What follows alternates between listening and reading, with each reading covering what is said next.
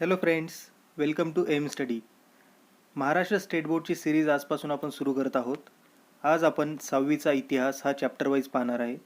ही series शेवटपर्यंत chapter वाईजच असेल, कारण आमचा असं हेतू आहे की स्पर्धा परीक्षा करणाऱ्या विद्यार्थ्यांसोबतच शालेय विद्यार्थ्यांना देखील या सिरीजचा फायदा घेता यावा.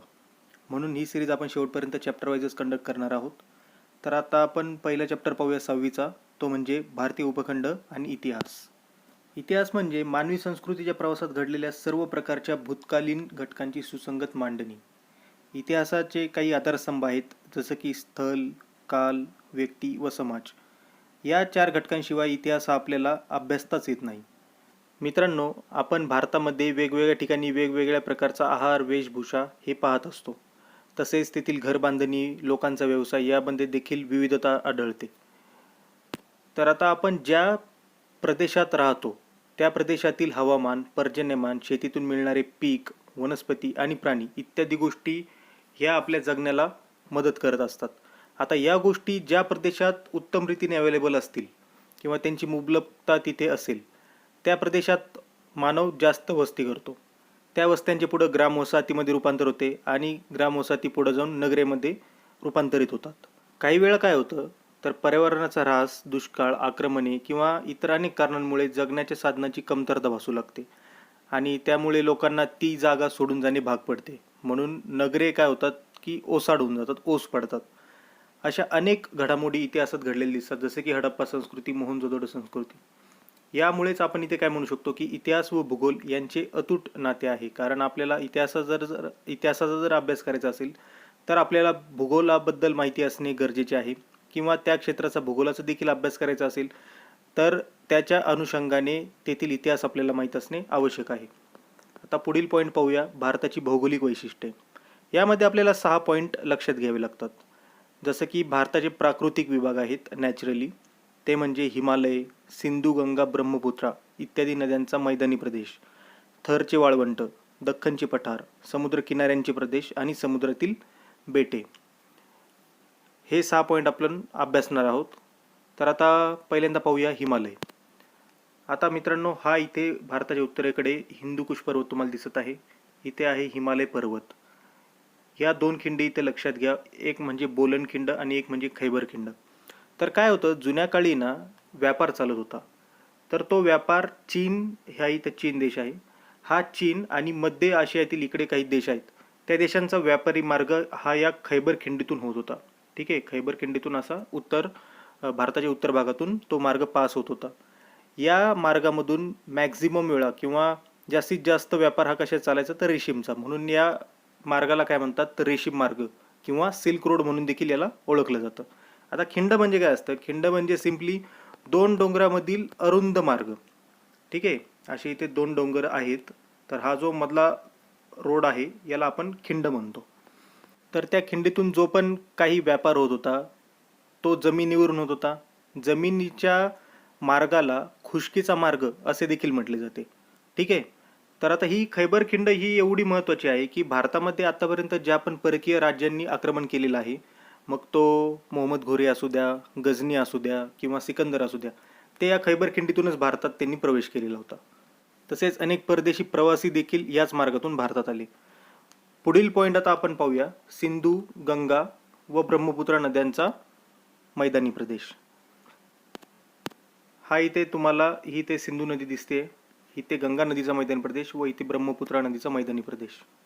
भारतातील अनेक प्राचीन नगरे जसे की मौर्य साम्राज्य, या सर्व नगरांचा उदय हा याच मैदानी प्रदेशात झालेला आढळतो. इथे त्यांनी एक जीकेचा पॉईंट दिलेला आहे की आफ्रिका खंडातील सहारा वाळवंट हे जगातील सर्वात मोठे वाळवंट आहे, लक्षात राहू द्या. या पुढील पॉईंट आहे थरचे वाळवंट. थरचे वाळवंट आजच्या राजस्थान, हरियाणा आणि गुजरात, हे इथं थरचे वाळवंट दिसत आहे. राजस्थान, हरियाणा आणि गुजरात या राज्यांमध्ये थरचे वाळवंट पसरलेले आहे. त्या थरच्या वाळवंटाच्या पश्चिमेला सिंधू नदी आहे, पूर्वेला अरवली पर्वतरांग आहे, दक्षिणेला कच्छचे रण आहे व उत्तरेला सतलज नदी आहे. ओके, इथे मित्रांनो आपल्याला एक छोटी नदी दिसत आहे, त्या नदीचं नाव आहे घग्गर. ही हिमाचल प्रदेशमध्ये उगम पावते आणि पुढे थरच्या वाळवंटात पोहोचते. पाकिस्तानमध्ये तिला हाकरा या नावाने ओळखले जाते. राजस्थान आणि पाकिस्तानमधील तिचे पात्र आता कोरडे पडलेले आहे. या नदीच्या पात्रामध्ये आपल्याला हडप्पाकालीन अवशेष आढळतात. पुढील पॉईंट आपण पाहूया, तो म्हणजे दख्खनचे पठार. आता इथे तुम्हाला हा ब्राऊन कलरचा एरिया दिसत आहे. हा सर्व एरिया दख्खनचे पठार म्हणून ओळखला जातो. याच्या पश्चिमेला आहे पश्चिम किनारपट्टी, म्हणजेच त्याला आपण इकडे कोकण आणि इथे मलबार किनारपट्टी म्हणतो. पूर्वेला आहे बंगालचा उपसागर, इथे पूर्व किनारपट्टी आहे.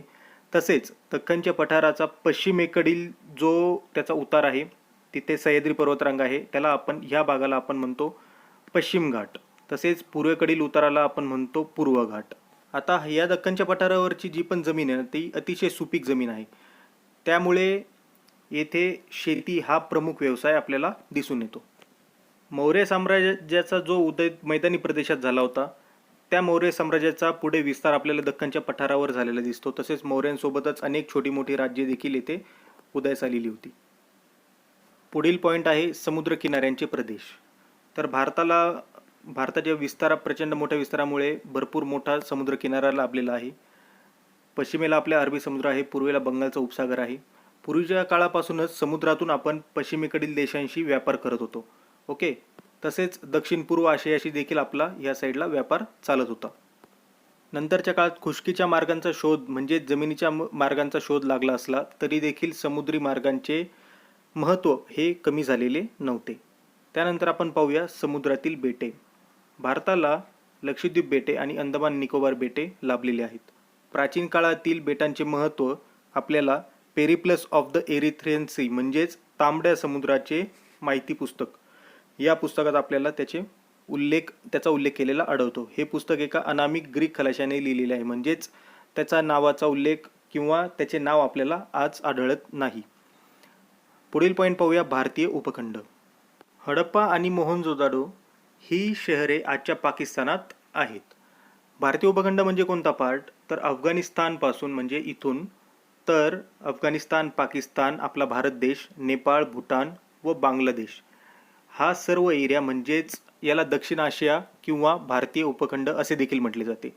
लक्षात ठेवा मित्रांनो, चीन आणि म्यानमार हे आपले शेजारी जरी असले तरी पण ते भारतीय उपखंडाचा पार्ट नाही किंवा त्यांचा समावेश हा दक्षिण आशियामध्ये होत नाही.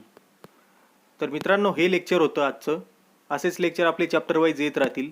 तोपर्यंत stay connected with M study. जय हिंद. थँक्यू.